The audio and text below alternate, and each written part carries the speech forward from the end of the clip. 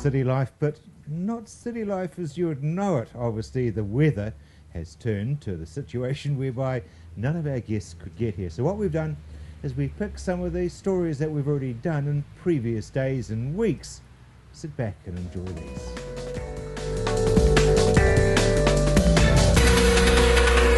Welcome back to City Life. Now, I'd like to welcome Adam from the Christchurch City Council, here to talk about the Central City Plan. Now, what is it? So the Central City Plan is the strategic document. Essentially, Sarah set up a couple of recovery plans, and they're in charge of a lot of the suburban plans and the main strategic recovery document. The one part that's been actually delegated by legislation to us is the Central City Plan. And so we have a staff of just about, I think it's about 40 or 50 people and some external consultants as well, working on developing a plan for the Central City going forward. And it's about trying to figure out what we're going to do within the 4 Avs. In other words, how we're going to recover it, how we're going to get business back, how we're going to get people back, and how we're going to create a vibrant city for our future. So where are these ideas coming from? So there are 92,000 ideas that came from the Share an Idea process, and some of them have really been spectacular. What I thought was really great was seeing the degree of public involvement and business involvement and community involvement generally. This really is a collaborative effort between the community, business leaders, community group leaders, and the public at large. And those ideas have been really spectacular. And what's really good to see is that there's a lot of consistency between the two groups. Historically, you know, we often get a great deal of consistency, but usually on the edges, at least, there's a bit of tension between sometimes what businesses want and what the public want generally, or between what some community groups want and what the public want generally. This time, it's very consistent, and there are a lot of great ideas, and we're really excited about that. Can you tell me about some of the great ideas that are coming out? Absolutely. So, I mean, one of the things that we've talked about a lot, and, you know, so what we talk about when we talk about the Central City Plan are the areas bounded by the 4 avenues. And one of the things that have been talked about quite a great deal by both business and by the public generally is that the Central City, so the CBD component, in other words, where the vast majority of business and office space needs to be smaller than that 4 avenues. And it already was. But I think there's an increasing view that that needs to be rationalized even further. At least that's what's come through in terms of the public consultation. Business and public both think that there will probably need to be some encouragement in the short term to attract businesses and residents back into the center. And I think there's a real view that we want to keep the city to have boutique retailing, to have a vibrant core, to have something north of 50,000 employees in the Central City. The target is 100,000 employees actually in the Central City. We had about 50,000 before, so we want to increase that employee complement. So there's a lot of consistency around those sorts of views, and also around having residents in the Central City. People really know that high-performing, vibrant cities have a big resident complement. And we've seen that overseas, we've seen that in Australia, we've seen that even in Auckland and Wellington to some degree. And I think that that's something that Christchurch really wants to get on board with. Okay. What needs to happen first before any of this needs to be done? I know that Restart 2019-11 is starting, well, in the next couple of months. But what else needs to be done to start the Central City Plan? Well, to start the Central City Plan, the plan actually needs to be adopted by councillors. Right now, we're well advanced in terms of the writing and the development of the plan. Our first final draft internally is nearly complete, but we still have a lot of tweaking to do in terms of some of the content. It's probably about 80 or 90% complete at this stage.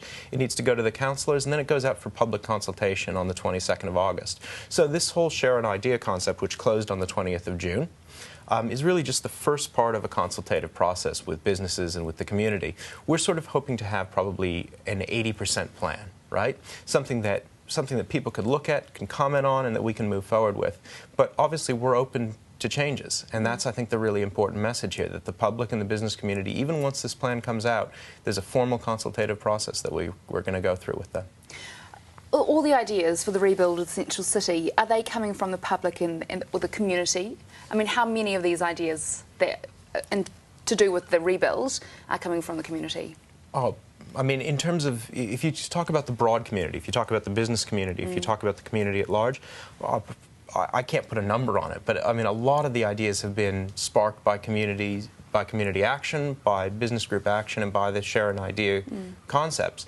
We've had business leaders approach us directly, and some have great ideas, and we talk about those to the community in the community workshops that we've done.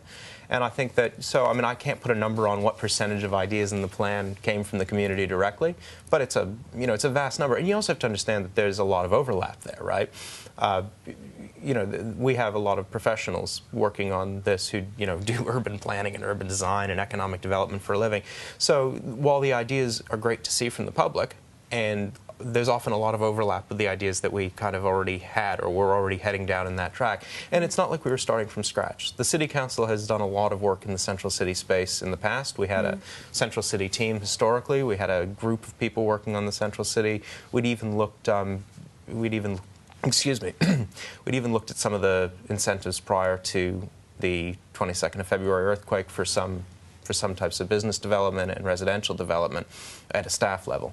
So in terms of that, I mean, I can't put a number on it, but it's a good chunk. What I was trying to get at is, are the ideas coming from the community or are they coming from within the council? The ideas are coming from the community. I mean, the big ideas are coming from the community, and I think that that's really important. So in terms of some of the things that the community really wants, in terms of free Wi-Fi, in terms of a high-tech city, in terms of making sure that there are certain types of jobs in the central city, those come from the public consultation. In terms of central city living, that's coming from the public consultation. So I think in terms of that, yes, a lot of that's coming from. Now this weekend is the 48-hour Designer City competition. Yes. And we're having Mike from that group on the programme a little bit later on, but you're involved with it. I am, yes. I'm going to be one of the wandering participants. So obviously, being a Central City Council employee, I can't actually be a participant in it directly, but I'll be giving some professional advice to the teams as they work through it. Okay, excellent.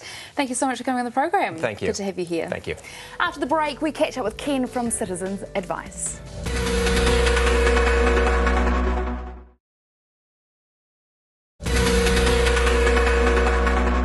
The Honourable Bill English. Good to have you here on City Life. Good morning. So what brings you here to Christchurch? Well, I come today to catch up with Earthquake Commission. They've got a very large staff on the ground here, and it's important we have a good understanding from the hundreds of the assessors who are out there what Christchurch people are saying to them, how they're dealing with the technical problems, how they're dealing with the pressure, because there's a lot of pressure on those on EQC staff, and we need to give them all the support and the tools that they need to get the job done.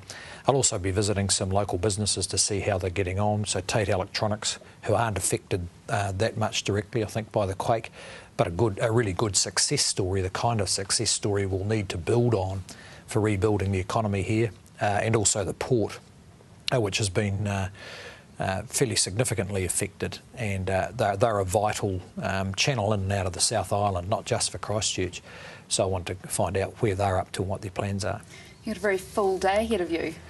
Well, I have, and actually the other part of it is I've got to speak to the South Island Dairy event. Yeah, so that's a big event that's come to Christchurch, which is great to see that starting to happen. And I think it's a good reminder that out on the plains, things haven't been better for a long time. And again, the rebuilding of Christchurch and the sense of opportunity here is going to be really helped along by the fact that the hinterland industry is doing so well. So what will you be talking about at the conference today? Well, at the dairy conference, I'll just be talking to them about what New Zealand needs to do to grow our incomes in the next 10 years. We're not going to be able to borrow it like we did in the last 10 because the world won't lend us the money, but we'll have to earn it by selling to the rest of the world, and clearly the dairy industry's got the central role for New Zealand in that story, and talking with them about what the government needs to do so that they and the other export industries, our tourism industry, what they need so they can succeed. And of course you say you're going to be visiting businesses. Now you won't have to go far because Tate Electronics actually houses us here at CTV. So what will the message be to the businesses? Well, it's as much of a matter of listening to them, actually. We've got a policy program which is all about setting the conditions where businesses like Tate's can thrive. And they need us to help with their competitiveness so that when they're selling their products around the world, they can do so profitably because their costs in New Zealand are reasonable, that they have a skilled labour force that's able to earn higher incomes. But also be listening to them, and I think Tate's have had a lot of interaction with government for the last 20 or 30 years, and I think they'll have a bit of advice for me too. How much time have you spent here in Christchurch since the earthquake? Well, which earthquake? Let's look at February. How much time have you spent here since February, first of all? Well, on and off quite a bit, to particularly around getting a handle on the complicated issues that we've had to deal with around insurance and the red zone and the yellow zone and so on. That's an accumulation of months of work. And understanding the kind of issues that Jerry Brownlee, as a minister on the ground here, is dealing with. I've also spent a lot of time on the issues in Wellington, because part of my job has been to make sure that the government has the funding available and ready, so that funding is not a problem for the quake. And that's where we've got to. The budget set aside $5.5 billion for the government's share of the costs, and that's locked in, that money's ready to go, so that we're not holding anything back because of government funding. Okay. From the outside looking in, how do you think the progress in the city is going? Look, I think unless you've been here quite a bit, you don't understand the size of the task. People in Christchurch certainly do. And I've been very impressed with their resilience. It's perfectly natural there's going to be frustrations when people are dealing with the complications of insurance policies and different agencies, 3 or 4 different institutions who affect what happens for their house and their family and their livelihood. It's important we listen to those frustrations, and we certainly do. But I think that given the complexity of it and the huge size of this exercise, one of the largest natural disaster impacts in any developed country for a long time, I think progress has been satisfactory. We'd all like it to go faster. And of course, the one thing that's getting in our way is the continued aftershocks, which makes it difficult to build the confidence particularly for the private sector to think about rebuilding, and of course puts a psychological pressure on the people who are living in the quake zone. Now, the package announced last week, what does this mean financially for the rest of New Zealand? Well, we can handle it. I think the package is a result of a lot of hard work, particularly by Minister Jerry Brownlee, dealing with all the different parties you need to bring together. But for New Zealand, we can handle the cost. It's going to have, as people make their choices and proceed to rebuild, it's going to have an impact on the whole economy, because the size of that rebuild is so large. And in fact, we're seeing that today in some employment surveys that have been done that show that already, even though there's not a lot of obvious rebuilding in Christchurch, it's starting to affect the national labour market. Okay, and the money that you are putting in, what has this disaster done for the short-term and the long-term economy in New Zealand? Well, in the short term, we've already taken the hit when 10% of the economy stopped dead. And now, provided the earthquakes tail off, the economy will now benefit from the rebuild. So, in a purely economic sense, it's all positive ahead of us. Now, of course, we've got to translate that into a positive experience for the families and for the city of Christchurch. That it's not just about the economic impact for the rest of New Zealand, but the rebuilding of communities and families that have been badly hit by this event. Okay, Minister, thank you for coming on the program. Thank you.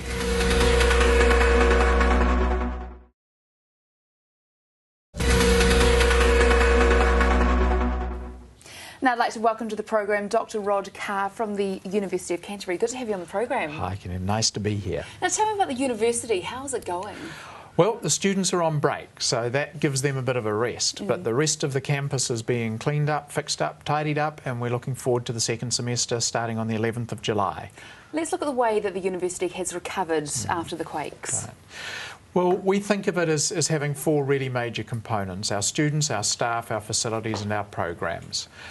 In terms of our students, they've done a wonderful job in being very resilient through a pretty challenging first semester. This first semester started on the 21st of February, and of course on the 22nd all kinds of things happened. They worked through some of them being taught in tents, some of them online learning, some much more self-directed learning. But at the end of the day, the vast majority of our 15,500 students stuck it out on campus at the University of Canterbury in Christchurch and came through to the end of the semester, and I'm very proud of them. In terms of our staff, of course, they had to do amazing things, general staff as well as academic staff. We've had very little staff attrition, but our staff have been affected by the earthquake as the whole city has been. And then on top of that, they've had to work from often home, unfamiliar circumstances, offering courses in a different structure. They've done a great job too. In terms of the buildings, we have about 240 different structural spaces on campus. After every major aftershock, we have to go through all of those spaces with a 5-step process for signing them off as being safe to re-access. Okay. So that takes time. After the February earthquake, we were shut for 3 weeks. After the June quake on the 13th, it took about 2.5 days of closed campus time to confirm all of the buildings where those that were safe were able to be reoccupied. Okay. How big is a big aftershock for the university to clear? It's a little bit difficult to pick a number, but it's something around a 5.5, and partly that depends where it is, what the consequences, how it's felt on campus. Largely, students and staff will self-evacuate a building. They don't hang around, wait to be told. But then clearly once that trigger has been reached, nobody's allowed back until we're satisfied it's safe. Let's look at the resilience of the students and staff at the uni. So we look at student numbers. We're about 1,100 domestic students down on what we would have forecast would have been our 2011 full headcount. That's 1,100 out of 15,500. Some of that is made up of students who have actually withdrawn completely from the university. That's less than 700 students. And some of that is made up of students who have suspended their studies for a semester, or alternatively we expected students to enrol and they didn't turn up.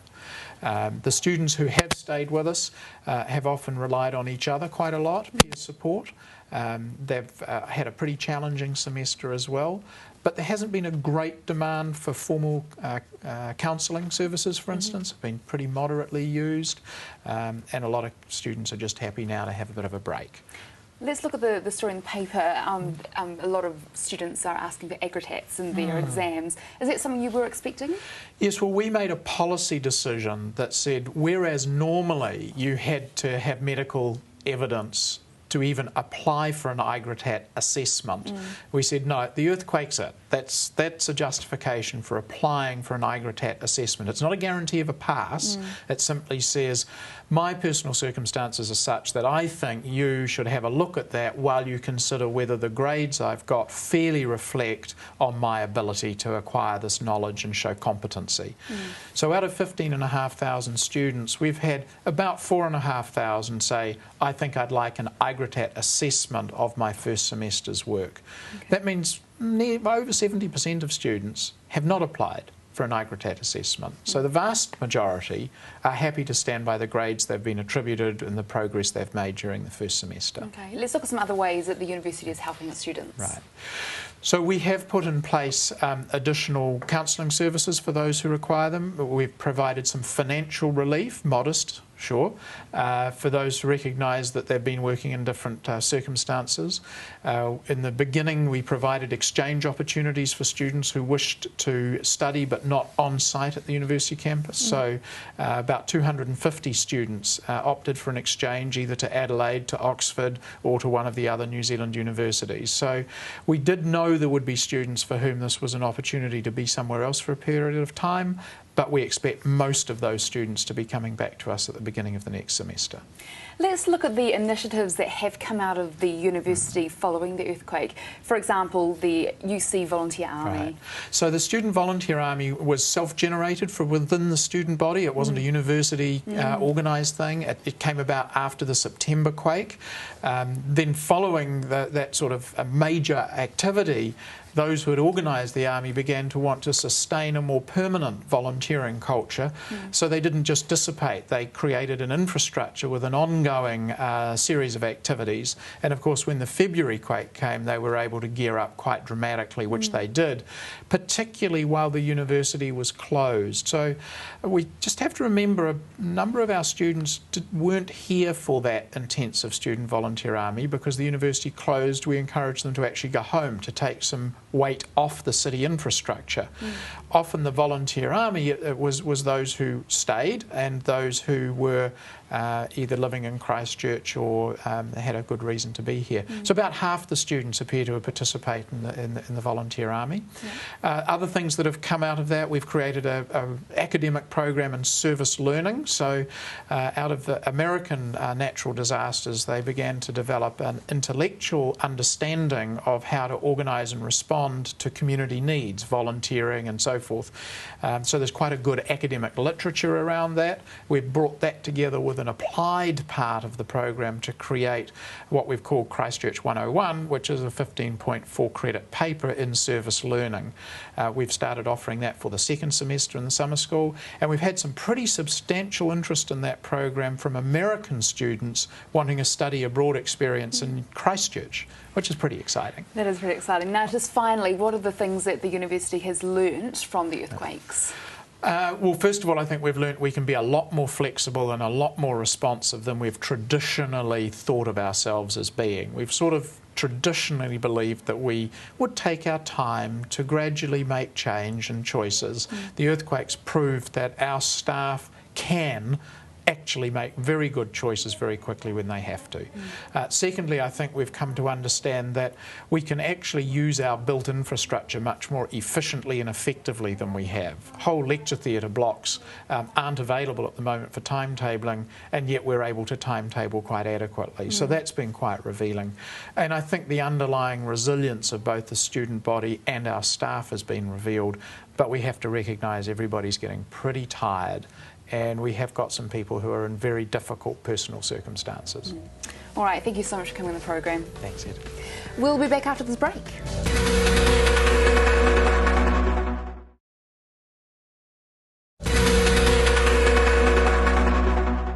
You're back with City Life, and I'd like to welcome to the program Jason Kerrison. Good to have you here. Thanks, very nice to be here indeed. So what brings you to Christchurch? Well, we've been on tour with a guy called Glenn Shorrock, who was the lead singer of the Little River Band. Had all those big hits, Reminiscing and Cool Change, those types of songs. And cool. Yeah, so I've been on the road with him for a couple of weeks and finished in Timaru Sunday yesterday. So yeah, and awesome. So just kind of hanging out with family and doing not much, and yeah, it's good. Now, you've come in here singing one of his songs just now. Can you just not get it out of your head? I just think they're such good songs. They're such big songs, and they made a huge impact on me when I was a kid. They're the kind of songs that my dad, who was a drummer and played a bunch of cover bands, you know, they used to cover those songs, and so it's certainly something I've grown up with, and yeah, enough to be with him for 2 weeks. Not only is he a great dude, and all the guys that he plays with just amazing musicians, but those songs, they're infectious. They're so good. So how's the tour been? Where have you been? Okay, so we started in Auckland, did a couple of shows up there, and went to Napier, played at the oldest venue in Napier, and someone told me it was the oldest venue in New Zealand, a place called the Cabana Hotel. So yeah, beautiful place and amazing staff, and everyone just so enthusiastic and up for it. And despite it being almost 0 degrees or something, there's quite a decent turnout. Yeah.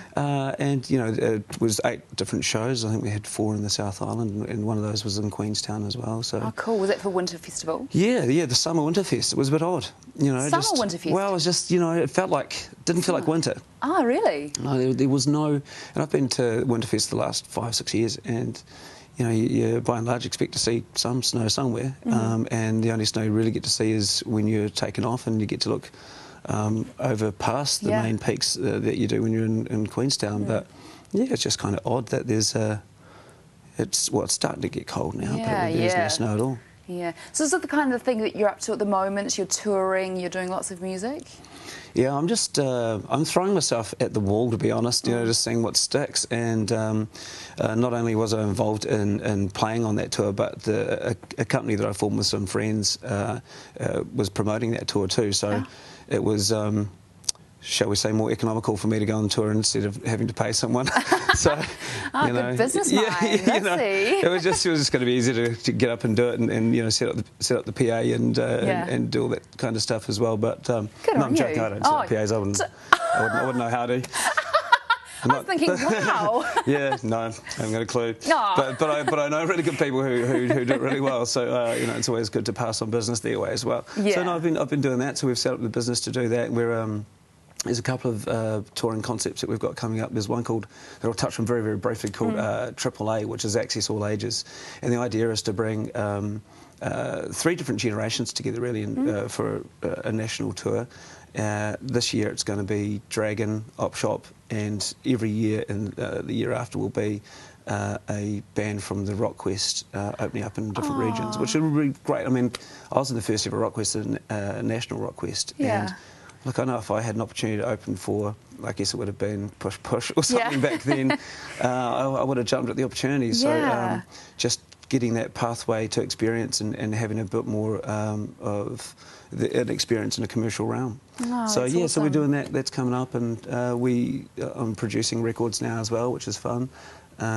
We just got a grant through from Te Maui Paho, which is great, one of those $50,000 grants to finish a reo record. So I don't speak the reo, but I'd love to, and so I've been asked to produce a record for my Treo, who's a guy with a label that I've got, and he's brilliant. He's not only an amazing musician, but his reo is impeccable. Oh, really? Apparently, Yeah. You know, not that I can tell when he's saying it, but it sounds pretty cool to me. Yeah.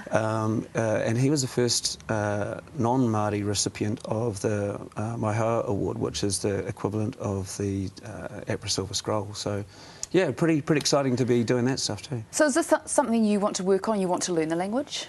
I really do, yeah, and I think being involved in this particular record, it gives me an opportunity to be around it more and be able to distill it more and have time to make sense of all the songs. And, you know, I'm not pretending that I'll come out being, you know, completely conversational, but I might have a bit more of a marginal understanding of what's going on, particularly in those songs and how we write. So I just think, you know, when he does explain some of the phrasing to me, it's just such a beautiful poetic language, and I wish I could. Yeah, well, good luck with that. Thank How's you. Op Shop going? Op Shop's fantastic. Obviously, we've got that tour coming up. And of course, you appeared on the front cover of CC magazine last month. Oh, yeah, look at that. It's me. It's a beautiful thing. That is. And I didn't realise my jacket was so kind of purple, but I guess that's the That was the light, lighting. actually. Yeah, you've been cut out there, but it's a beautiful thing. And of course, CC magazine is back out this week. Just a bit of a plug there. Yeah, but what do you think, seeing yourself on the cover of this magazine? It's always weird seeing myself anywhere. After 10 years or so, I still look good at it. I can't really look at it without cringing. I always wonder why I'm closing with my eyes. I'm probably trying to remember the words or thinking about what to have for dinner. Or No, there's real meaning in that photo. Is that what it is? Yeah, it's okay. meaning. Yeah. Now, you were named on the Queen's birthday honours list. What was that like? I would say a surprise, but it wasn't only in that I had a formal letter from the Prime Minister and the Governor-General probably 2 weeks, I think it was, prior to it being announced. Wow. Just seeing if I was asking if I was willing to accept it, and I didn't really know what it was, so I was like, yeah, of course, that'd be great. I hadn't had a merit badge since I was in Scouts, you know, so to get to MNZM, is that what it is? Merit New Zealand, I shouldn't really, member of the New Zealand Order of Merit, that's what it is. Okay, so you're not Sir yet? No. So I shouldn't have called you... No, the courtesy when I came in, that shall suffice. Right, okay. It was a very nice courtesy, wasn't it? Yeah, very well rehearsed. No, it's kind of odd, I guess, and it was for contribution to music, and, you know, to be honest, I've been playing the same 4 chords I learnt when I was 14, so I don't think that's true. But I know that with the people that I work with, we've done some amazing, really cool stuff that blows me away. And I just happen to be the more visible part of a very big pyramid of amazing people. So I just, you know. It might have something to do with that huge success that you put together for Hagley Park Band Together. Do you think? Yeah, you know, not for me to speculate, but it was a, really, I think it is. It was a really good show, wasn't it? And I was blown away. I remember. How awesome was it? Man, other than my wedding day, it was the best day of my life, you know. Yeah, just looking out over those streams and streams of people. Yeah, it was awesome. Yeah, John Key and. Sorry, I've got a hair. I don't know why, but hair on the bottom of my shoe. Weird. Have you been to the hairdresser? Right? Yeah, that's odd. Okay. Must be Glenn Shorrock's This is live. Don't worry. Sorry. So John Key and Bob Parker were on stage with me, and John Key said, you know, this must be amazing getting to do this all the time. I was like, bro, this does not happen all the time. No. It was incredible. Okay, what next for you? I'm off to build an ark up the North Island, and we can get into that next time. Okay, all right. Looking forward to it. Yeah. Okay, I don't know whether I believe you, but anyway. Yeah, Jason, true. good to have you on the program. Nice to be here, thank you.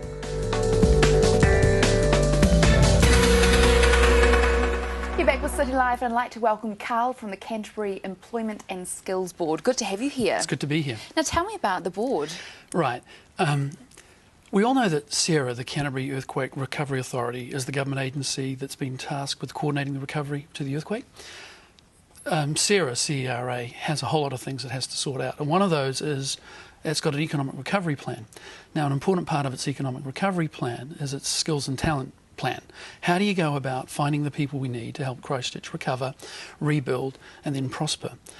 The Canterbury Employment and Skills Board has been set up to provide that function to CERA.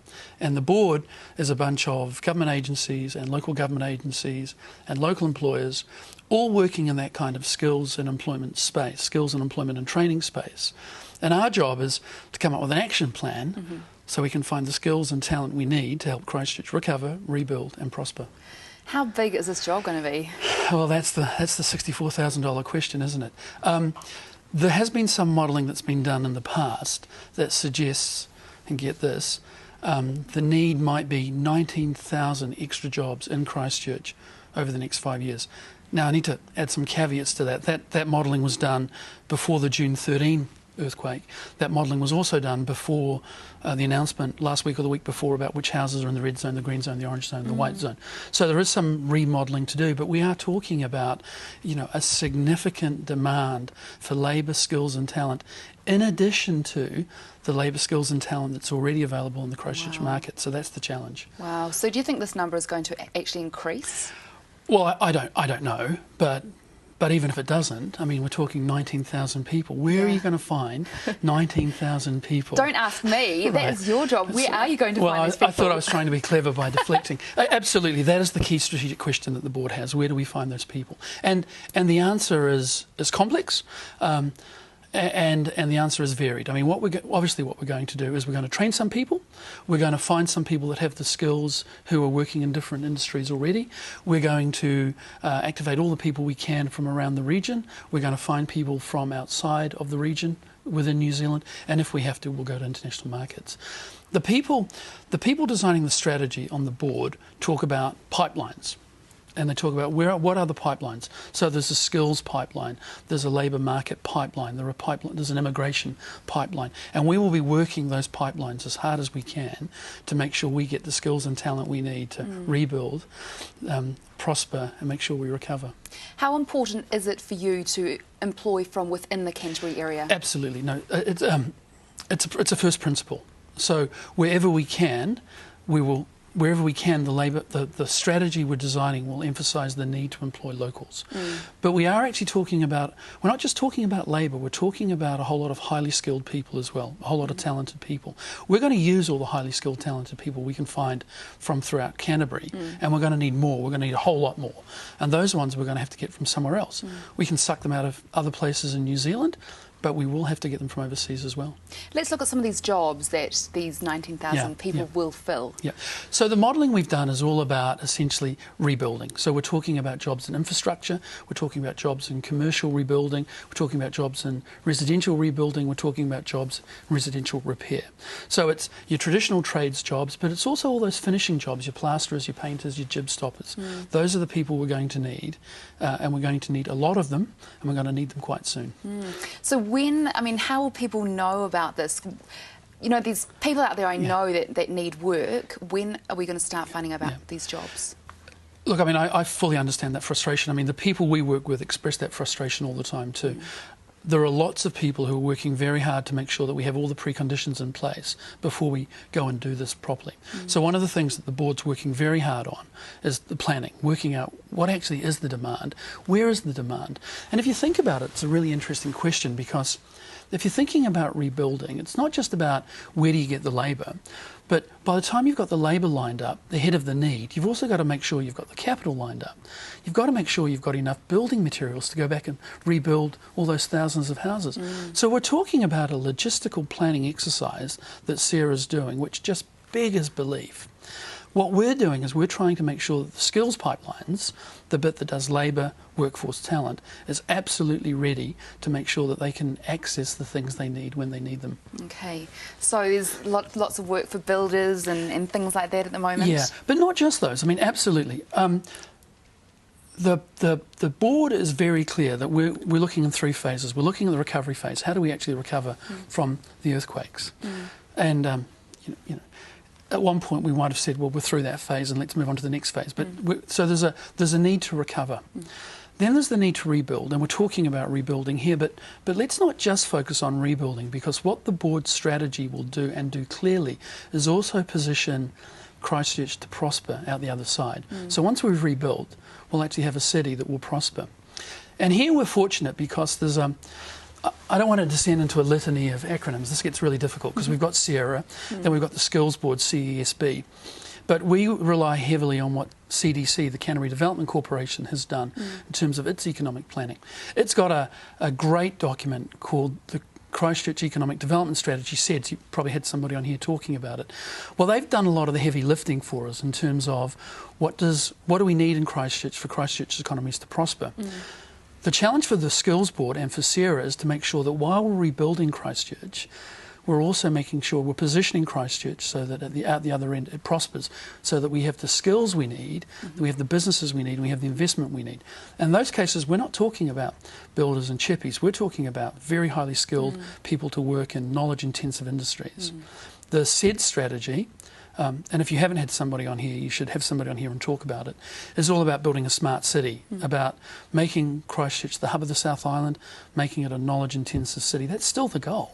Out the other end, we just have to rebuild the city first. All right, where can we keep an eye on this? Right, well, we have the Canterbury Employment Skills Board has a website, www.cesb.org.nz. CDC has a website. SEDS probably has its own website. This is that litany of acronyms again. I apologise for this.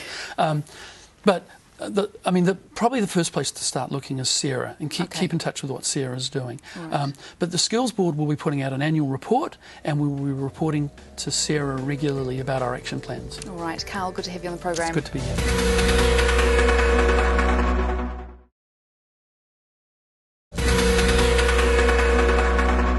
It's my honour to welcome to the program, first of all, Justice Mark Cooper, the Chair of the Canterbury Earthquakes Royal Commission.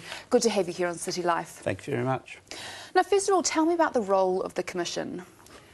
Well, the Commission has been set up to do 2 things. First of all, to look at what happened in Christchurch on the 22nd of February and the 4th of September before that, to work out why buildings failed, the extent to which they failed, and why some caused loss of life when they failed, as well as looking at buildings which went okay. And the second broad part of the inquiry looks at how good the rules are across the country generally, governing how buildings get built and how they resist earthquakes, what the design elements are for that purpose. Okay. Now tell me about what your role is in all of this. Well, we have to have... I'm the chair of the Royal Commission, which means that I suppose I'm ultimately responsible for conducting a thorough inquiry into what happened. And with me on the commission are 2 eminent engineers, Sir Ron Carter and Richard Fennick, who's a retired academic, but an expert structural engineer. And we are, at the moment, we have been since the 3rd of May, meeting together here in Christchurch, working out how we'll go about the task, commissioning work from various experts in their fields who we're going to get to report to us, and with a view to having hearings later in the year. Okay. Now, the main focus is about buildings here in Christchurch. Yes. Now, is this a blame game, or is this just something we're having to learn from, I guess, in a very painful way? It's not a blame game, but we do need to find out what happened. So we'll be looking at how buildings were designed, how they were built, and why they failed. Of course, all in the context of some pretty serious earthquakes. Now, when we issue our report, which we have to do by the 11th of April next year, we hope that we will have got to the bottom of why buildings failed, including those which caused so many deaths. And people may be able to draw conclusions from that, but we're not. In fact, we're told in our terms of reference that we must not deal with issues of liability. Those issues, if they arise, are to be dealt with in the general courts. Okay. Now, there are 4 main buildings, or about 4 main buildings that you are looking at. Yes. Let's look at those ones. Right. Well, we have the Canterbury television building and the PGC building. When they collapsed, many people died. Then we have to look at the Forsyth Bar building, where there was a spectacular collapse of the staircases, and the Hotel Grand Chancellor. But we're also told to look at a representative sample of buildings in the Christchurch CBD, and we have to decide what a representative sample is. So we've done quite a bit of thinking about that, and we've decided that we should look at how buildings differ according to their structural design, the building materials with which they were built, and then we're looking at buildings which in normal life would be expected to attract large numbers of members of the public. We'll be looking at quite a few publicly owned buildings such as the town hall, the police station, parts of the hospital. But we're also going to be looking at other buildings which are in private ownership and which are good examples of the various effects of the earthquake. And of course, buildings which did well are equally important. So where are you getting this information from? Who's doing all this research? Well, we've got various people that we've employed to do the job. We're going to the New Zealand experts for a lot of information, and we're also getting their work peer reviewed by eminent people from overseas. So we've gone to GNS, Geological and Nuclear Sciences, to tell us about the earthquakes, to tell us about this whole issue of what the experts call seismicity, which is basically earthquakes and their likelihood in various parts of the country, including, of course, Christchurch. And when we get their advice, we'll be publishing it on the internet so people can see it, and we will get that peer reviewed by eminent people from overseas. So we've gone to the people at Canterbury University to tell us about liquefaction. Right. We've also gone to them to tell us about new building technologies, because we have to have an eye for the future as well. And there are all sorts of exciting and innovative ideas that the University of Canterbury is really in the forefront of developing. So our job is to make recommendations about what the future should be in terms of the relevant building controls. Okay. Now tell me about the phases of the commission. You know, what are you up to now? Well, at the moment we're in this evidence gathering phase. We're working out, for example, what that list of representative buildings should be, and finding out what information that exists about buildings which are likely to be of interest. And that'll be information that's held on the council files, which we're going through at the moment. And also there are a lot of engineering reports that have been prepared for building owners, for underwriters and so on. So we're gathering in all that information. We're specifying the work that we want done for us, and we're thinking and we're talking about the overall task. And we're working out, for example, you know, what might be the subject matters that are covered in our final report and things like that. So all that work's ongoing. We've also called for expressions of interest from members of the public, and so far we haven't got many people who have expressed interest, but we advertised in the paper, and we've got on our website, which people can go to. May I say what the website is? Yes, www.canterbury.royalcommission.govt.nz. And on that website are our terms of reference, which is, sets out all the questions that we must address, but it also has a form that people can fill in. We've divided the subject matter up into parts. We accept that not everybody will be interested in everything we have to do, but the form's designed to tell us what parts of the inquiry people do want to engage with us on, and when we get those expressions of interest, which we've said, can you let us know by the 22nd of July, that'll give us an angle on how many people want to be involved and the size of hearing room that we'll need when we get to the hearings later in the year. Who specifically are you wanting to hear from with these expressions of interest? Well, we are wanting to hear from anyone really who thinks they have information which is relevant to the terms of inquiry. There's no barrier to becoming involved in the inquiry, and there are various ways in which people can engage. Okay. I think I need to say this in view of the fact that as we speak, the Pike River Royal Commission is going about its work, and there's a lot of emphasis in the media about what's happening in a courthouse in Greymouth. Well, that commission, like us, went through a long process before it ever got to the hearings. And in our case, we're offering people the opportunity, if they want to, simply to write in and tell us things. And there's no need to think that if you want to engage with our inquiry, you're going to need to do so in a public forum. Okay.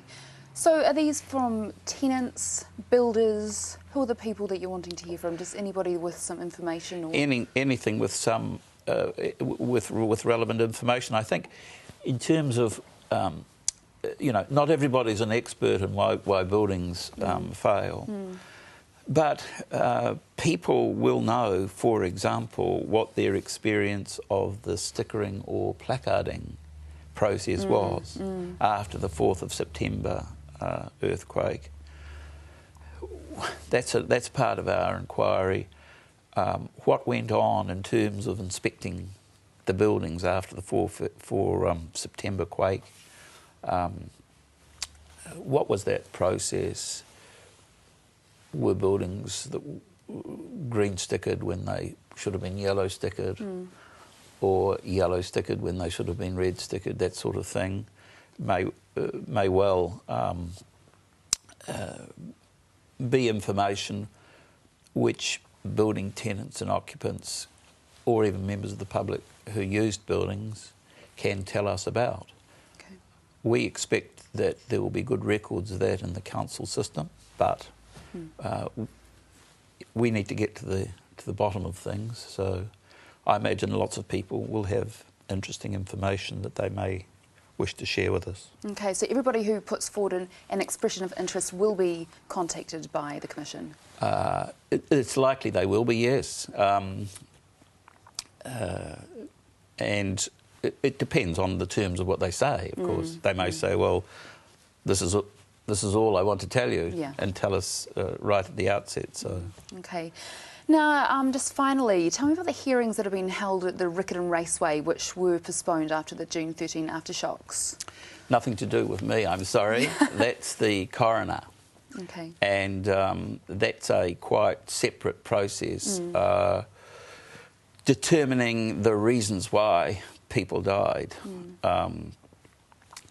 Our inquiry takes as a starting point the fact that people did die and their deaths were attributable to building failure, not just in the CTV building and the PGC building, but also in, I think, 45 other cases dotted around the CBD. People died because bits of buildings fell on them. So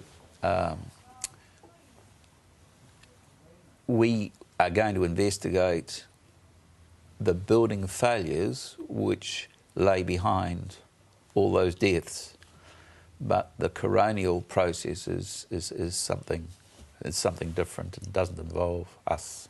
Okay, and when do your hearings start? Likely to be in October. Okay. We're looking around for places that we might have such hearings, because in Christchurch, not even the courthouse is occupied at the moment, and so we're facing a bit of a struggle at the moment to find suitable premises, but we'll get there. Yeah. All right, so expressions of interest are called for before the July 22nd. Correct. Canterbury.royalcommission.govt.nz or 0800 337 468, 0800 337 468. Justice Mark Cooper, thank you so much for coming on City Life. Thanks for having me.